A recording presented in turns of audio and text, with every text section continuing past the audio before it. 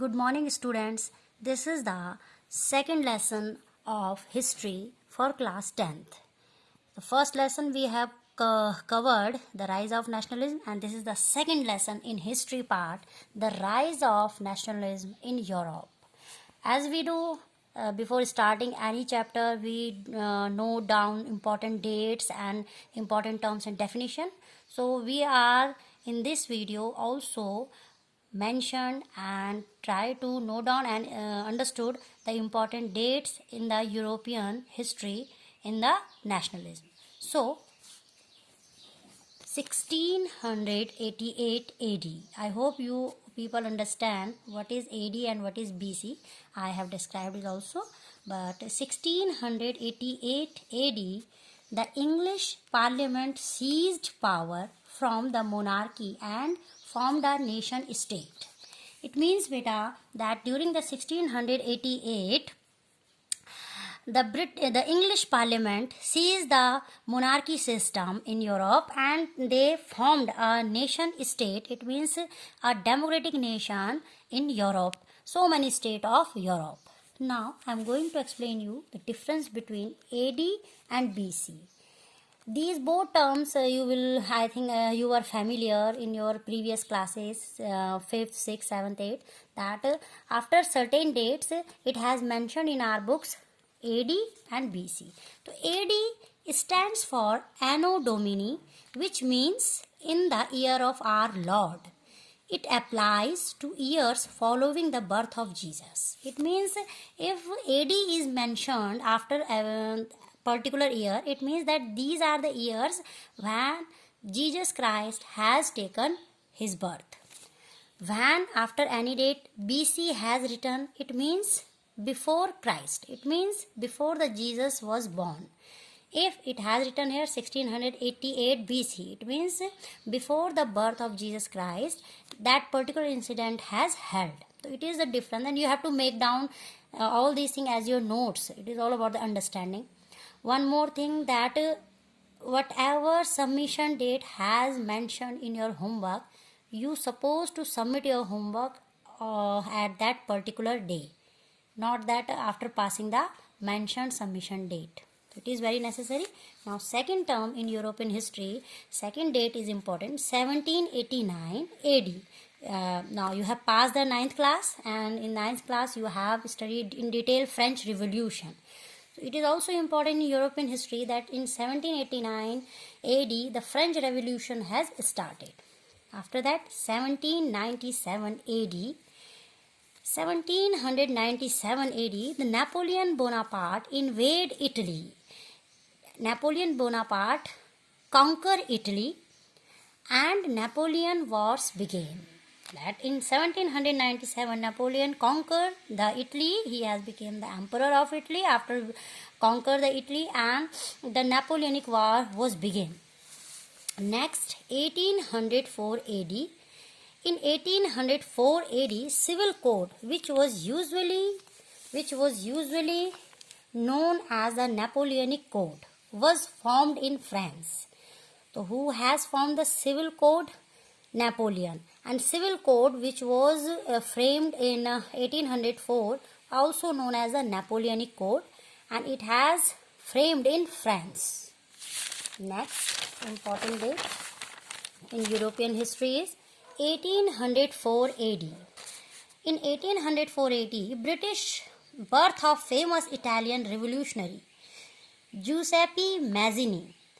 He was a famous, you can say, revolutionary figure in the European history, in Europe nationalism, and he has taken birth, and he was Italian. Giuseppe Mazzini has taken his birth. Now 1812 AD, the first collection of folk tales of Grimm brothers was published. Grimm brothers, one of them was Jacob and second one is Wilhelm Grimm. They both were the writer who was fond of to write down the folk tales, and they both went from one state to another in European, you can say, nationalism time, and they talked with the, you can say, country people, and then they share their ideas, and then they spread the feeling of nationalism through their tales, through their story in the various part of Europe. So in European nationalism, these both Grimm brothers had a significant role and importance, and it was all about the year of 1812 AD. Now 1814 to 1815 AD, fall of Napoleon, the Vienna peace settlement, the Vienna peace settlement.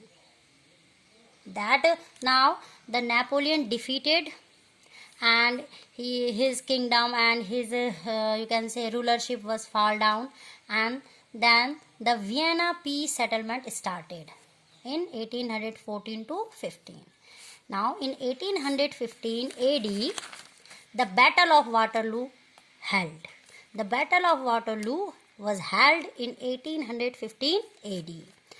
1819, birth of Louis Otto Peters has taken. 1821 AD, the beginning of struggle for independence amongst the Greeks. Now the Greek people also, the people of Greece also charged with the feeling of democratic nation and their self-identity. That's why they were also struggling for their nation state, and it was happened during the 1821. 1821 also there was a death of in 1820, you can say 21, yeah, the both year was same. In 1821, death of Napoleon. That Napoleon has died in 1821. 1830, the July Revolution started in France. French Revolution 1789 and 1830, the July Revolution started in France. Now 1831 AD, an armed rebellion against Russian took place. Now you can say the people who belong to the countryside, they became rebellion, and they just want to get their equal rights and opportunity, and they united with each other with an armed, and you can say that armed rebellion started against the Russian emperor and the Russian, or you can say monarchy system in 1831. Next is 1858 to 60. Now unification of Italy. Now unification of Italy, you can say started, and it has completed during the years of 1858 to 1860. Unification of Italy has done.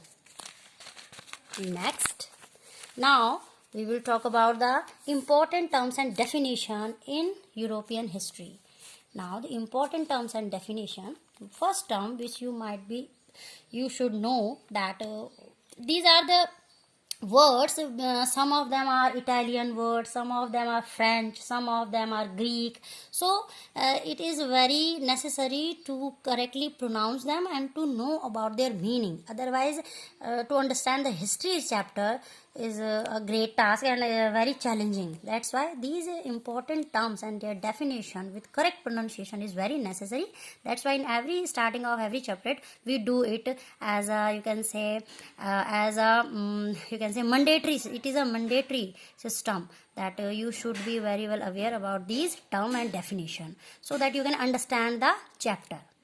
The first term in European history, absolutist. So absolutist is a form of monarchical government that was centralized, militarized and repressive.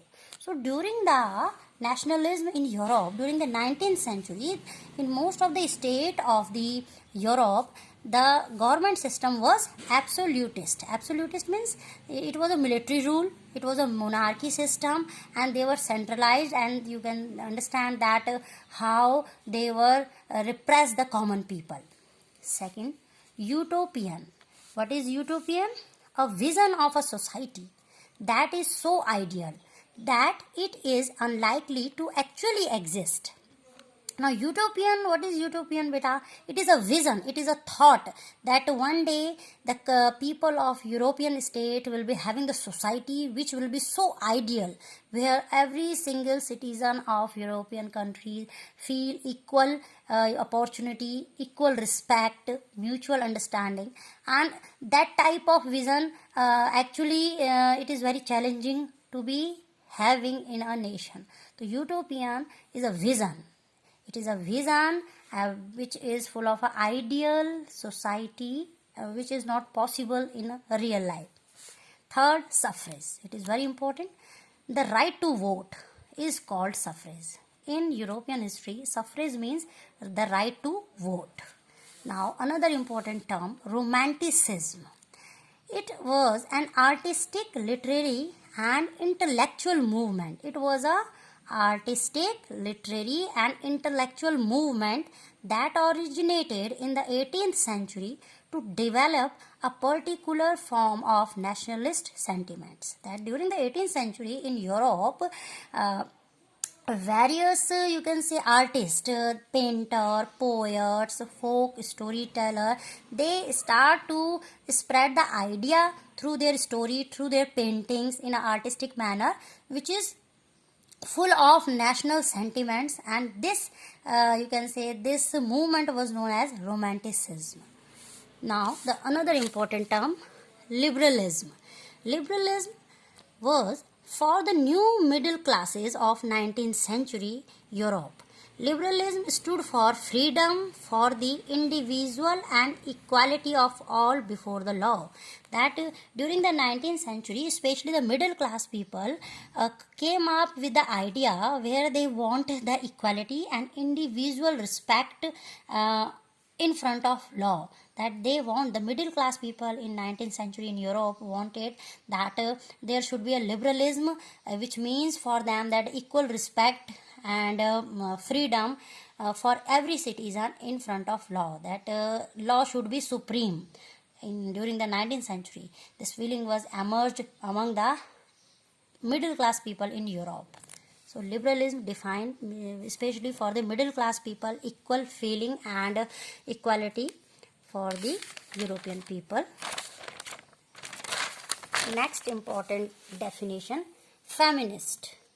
Feminist means awareness of women's rights and interest based on the belief of the social, economic, and political equality of the genders. That during the you can say during the European Revolution, various poets and educationists was having the feeling that there should be equal opportunity, equal respect, not only for the male but the women's also, and women should also be blessed with the equal rights and interest, and based on the belief that social, economic, and political equality of the gender, that not only women should be having the domestic life, domestic responsibility, but they should be actively participated in political you can say political platform, and the economic, social economic life should be, they should be free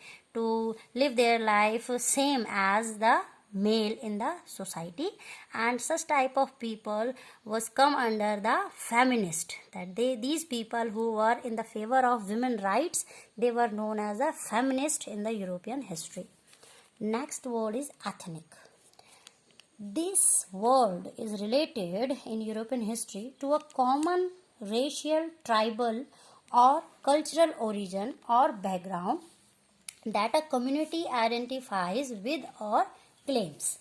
So, ethnic, we associate this word in the European nationalism, the rise of nationalism in Europe, with the common racial, tribal, or the cultural origin or background that particular community identifies with, that a particular community such as Balkans. In European history, you come to know that Balkan people and how they became rebellious for their identity, for their culture, for the to preserve their ethnic values, how they against with the Russian emperor and with the Russian government So what they wanted, these rebellion wanted to save, to preserve their ethnic culture, their background, because for them their culture, their language, their tribal language, their you can say racial, whatever difference they were having, was there all about their own identity, and they don't want to lose their own identity. And it is a cultural heritage for these Balkan people. So this term is known, that what is ethnic. Ethnic is all about the people who belong to the different races, the culture and background of a particular community in the society. Next, Union Jack. In European history, Union Jack was the name of the British flag. The British flag was known as Union Jack. Next, God Save Our Noble King. This is the national anthem of British people. The British national anthem was the God Save Our Noble King. They sing the national anthem as we are having our national anthem Jan Gan Man. So it is the first line of British national anthem, God Save Our Noble King. That you can imagine that the first line gives you the idea that they are praising their king. It means there was a monarchy system. It was not a democratic nation where they are singing this national anthem. It is all about the monarchy system, and they were praising their king in the form of national anthem. And the first line of this national anthem was God Save Our Noble King. So you should be known, you should be very much aware that this is the national anthem of British. Next, important person in European history. When we study the chapter nationalism in the rise of nationalism in Europe, so these are the prominent figure that who have sacrificed or who have contributed differently in European history for achieving the union state, or you can say democratic nation in Europe. The first one was Frederick Sorio. He was a French artist who prepared a series of 4 prints visualizing his dream of world made up of democratic and social republic. So Frederick Sorio was a French artist, and he has printed his 4 prints, and he has mentioned his own dream through his literary work, that he wanted a nation where there will be equality among all the people, and he wanted a democratic and social republic nation. So he was a Frederick Sorio. Next, Napoleon Bonaparte. A famous French emperor formed the Civil Code of 1804, which was also known as Napoleonic Code. When we study the rise of nationalism in Europe, Napoleon Bonaparte is very important, person and the figure, and he has formed under the civil code. He has done so many advancement, especially in administrative system. During his rulership, the administrative system of Europe achieved a great success. He has cut down the taxes, revenue collection on the peasants and the farmers. The trade and commerce flourished during his rulership. Administrative system and transport system has developed so much. Before his rulership, there was not so much advancement in Europe, especially in the transportation system and trade and commerce. But he was not in the favor of eradication of monarchy system. He wanted the monarchy system. He was not in the favor of democratic nation, but he was developed. He has done so many advancement in technology, trade, commerce, and he has cut down so many tax from the farmers. So, the another important figure, Giuseppe Mazzini. Giuseppe Mazzini was a famous Italian revolutionary, and he was inspired by patriotism, and he was in the favor of democratic nation. Through his act and through his so many movement, he has helped the country people of Europe to unify them, to get the success, to get the nationalism in Europe. So Giuseppe Mazzini was also very important figure in nationalism in Europe. Now next is Otto von Bismarck, the chief minister. He was another important figure. He was the chief minister of Prussian state Germany. He was the chief architect of the movement for national unification of Germany. The question asked as a very short manner in the board that who was the architect of national unification of Germany. So you will write the answer Otto von Bismarck. Otto von Bismarck was the you can say architect of national unification of Germany, and he was also the chief minister of Germany. Now the Victor Emmanuel II. He was the ruler king of Sardinia, Piedmont, who helped all the revolutionary whose main aim was to achieve the unification and independence of Italy.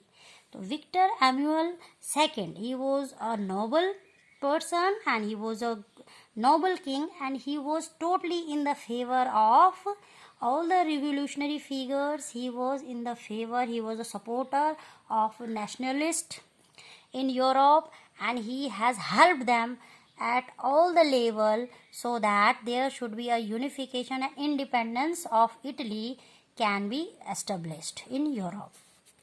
And the another important figure is Duke Metternich.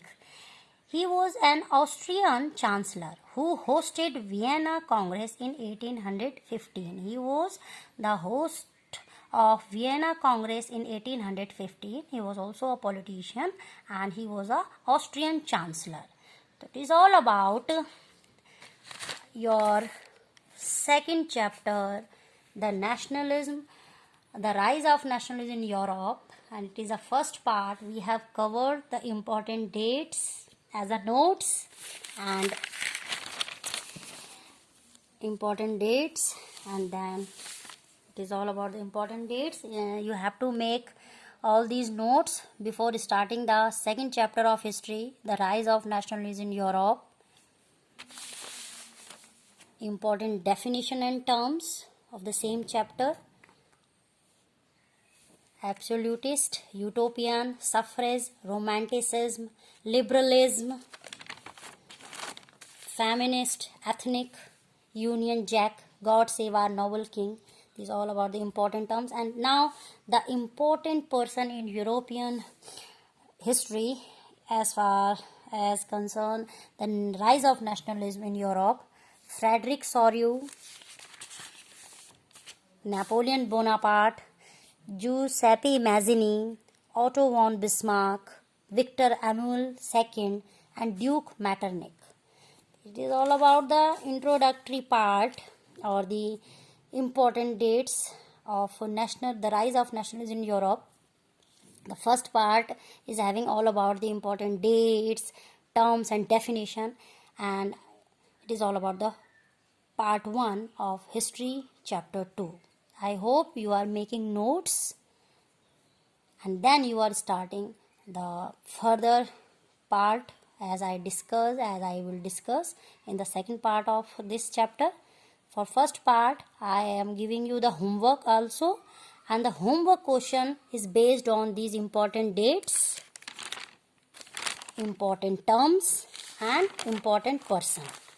I have drawn your homework, and it is requested to all students of 10th that submit your homework within the submission date at a proper time, because after passing the submission date you cannot submit your homework and then your attendance will be not there, and you know that we are marking your attendance on the basis of your submission of homework. So it is necessary to submit each subject homework within the duration of time so that we can mark your present online, because it is mandatory by the CBSE. Till then, take care and stay healthy. Thank you.